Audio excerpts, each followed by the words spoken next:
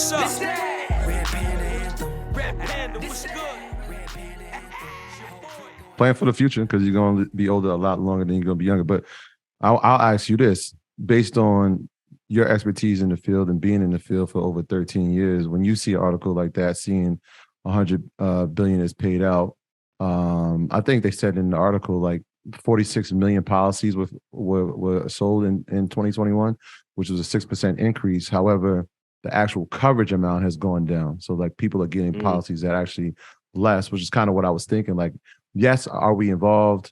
What type of policies are we getting? Obviously, to whole life in term, all those, but the amounts are going down. I think like 1.5%. So what does that say to you when you look at that?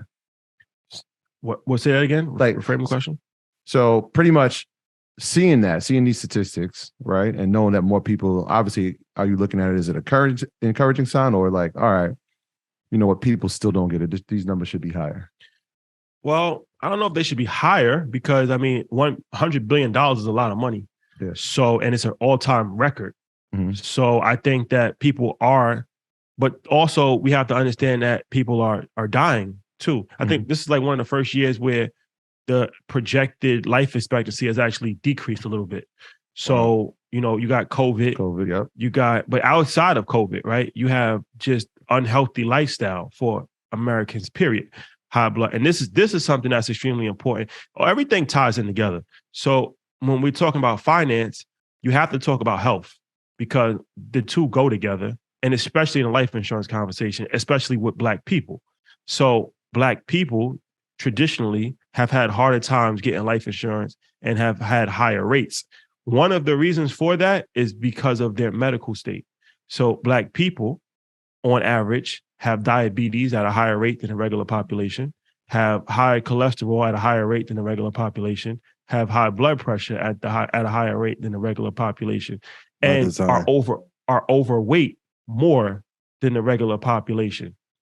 This is something that is extremely detrimental to not only your physical, situation, but also for your economic situation, because now that's going to determine if you can get life insurance, if your life insurance policy is going to be higher.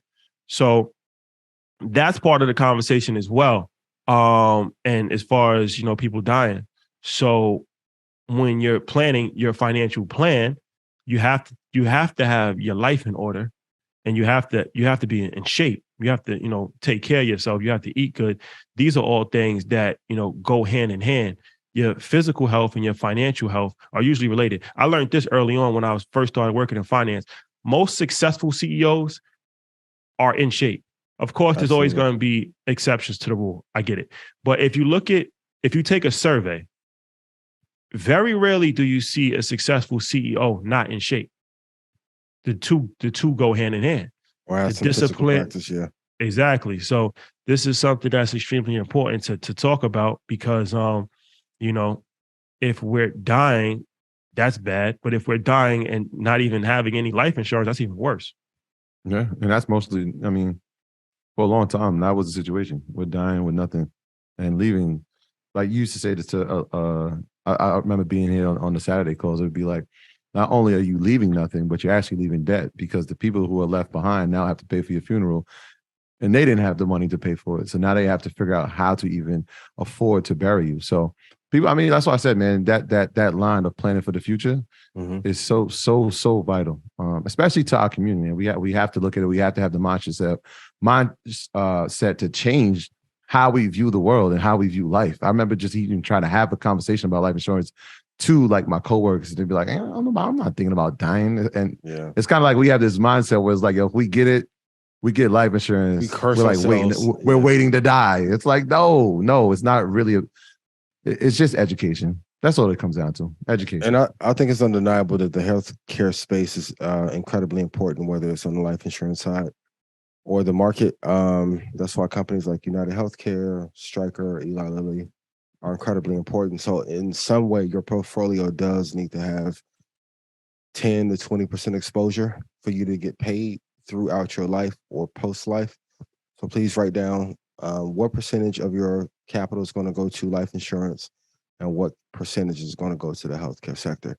You cannot avoid that sector at all. But I will say, are physical ailments and diseases that are problematic in our community are placed upon us, not because we are collectively lazy or don't know how to take Yeah, care of that's true. ourselves. But then also we have to. There's a certain level of accountability that has to be taken because we understand that even traditionally, right? We were given diets that were detrimental to us. Like all the soul food is pretty much slave food. That pig feet, oxtails. These are the worst parts of the animal that was thrown away, and we made. They didn't have an option. They had to make I agree. out of their situation. But now we're in 2022. Now we're educated. We don't have to make those same decisions. Now, a lot of times it's done by choice. If you're educated and you're still making the same decisions about food that slaves made, then you got to look yourself in the mirror. We know there's liquor stores on every corner, but who made you drink liquor? Like, you know what I'm saying? Like at some point in time, there has to be some level of accountability to say the odds is always going to be stacked against us. Mm-hmm. We Black in America, but also, so it's not really. We have to talk about what our politicians and allowing for. So when I go to Mexico, which I can't wait to go and set up my place, my God is good. The preservatives that are in the food that I eat there are not present in the food that I have in the United States. So yes, we have to make delicacies out of parts that were not favorable. But if Pepsi and Hormel and Kraft are putting preservatives and extra sodium into everything that we eat, at what point will we keep those companies responsible and not just say it's the people's job to be responsible for what the corporations are doing based on the lobbying power that they have that the politicians then allow? Oh, that's true. Yeah, Definitely. that's a big conversation. Definitely. The food industry needs to be held accountable. But once again, we live in America. So, it's beneficial to keep people sick. There's been whole documentaries. Very true. About this. Very true. It's profitable. It's profitable to keep people sick. It's not profitable. I want to keep us on air. Normally, this is my lane. I want to keep us on it. Time out. Yeah. All right. Well, we'll monitor the situation. I think we could do Barclays next year. I don't want to get our wings clipped. Have I ever seen what? Dope Sick is a show. That's a great movie. Yeah, I mean, but one of these things where it's like the pharmaceutical industry, right? Where they've made billions of dollars and there's no effort to make people healthy. It's only efforts to put people on medication. Yeah. So it's like, it's like there's a great book called How Not to Die. And the whole point of the book is that, of course, everybody dies, right? But they're saying that 95% of the reasons why people die prematurely are preventable. Like most cancers are preventable, right? And most of it is through your diet. So the guy that wrote it was a doctor, and he was saying that he stopped practicing medicine because they were only teaching the doctors how to treat patients with medication, but they weren't teaching the doctors how to tell the people not to get sick. Yeah. Like, you know what I'm saying? Like, it's like, okay, you're overweight. Here's blood pressure medication. Why don't you tell them how to lose 50 pounds so they're not overweight? Like, that's probably more beneficial than treating them. And now you got to take this medication for the next 30 years. That goes back to the self-accountability part. Like 2 months ago, I went to the doctor. They said I had high blood pressure. I looked at my wife and I said, well, time to change my life like that quick. And it was like, all right, let's cut out sodium. And that was interesting. We just had this like epiphany. We were like, for so long, we've been taught that, like, yo, that food don't have no flavor. We don't have no flavor. And we looked at other cultures and communities and like, yo, that food is bland. That food is bland. No preservatives. And it was like, it's healthy. Yeah. The reason it is because there's no salt added. There's no sodium added into it. And quickly, like I literally watch my whole body just change and feel different. How much weight did you lose? Damn, Shotty, you gonna put me on? Well, I'm just yeah. So like you've in been a glowing. matter You of look good. You've been glowing. Yeah, in a matter of like, I say about 6 weeks, I probably lost like 22 pounds. Proud of crazy, you, bro. Crazy. Proud And it was one of those things where it was like we move so much, and so we're out all the time and we eat bad, and when we do eat, it's late and then we're going to sleep. And so we try to get exercise in. And it's like, it's just really inconsistent. But one thing that can be consistent is the discipline to say, all right, I'm not doing that. Right. So like I stopped drinking soda. I stopped eating candy. I'm only having water. I'm only eating like oatmeal for breakfast. And you know what I'm saying? Like these are it was just this mindset change. Cause I'm looking at myself like when I saw the blood pressure red, I was just like, nah. And then the doctor came in. He was like, yo, if we continue this for 10 years, you won't be here. That's all I needed to hear. I didn't, that was it. That was it. And so my wife was like, look, this is what we're doing. I'm like, bet, let's do it. So yeah, man, it goes back to that, the education around it and having self-accountability to say like, I'm willing to stop this. Is it worth me being here for my kids? That was it.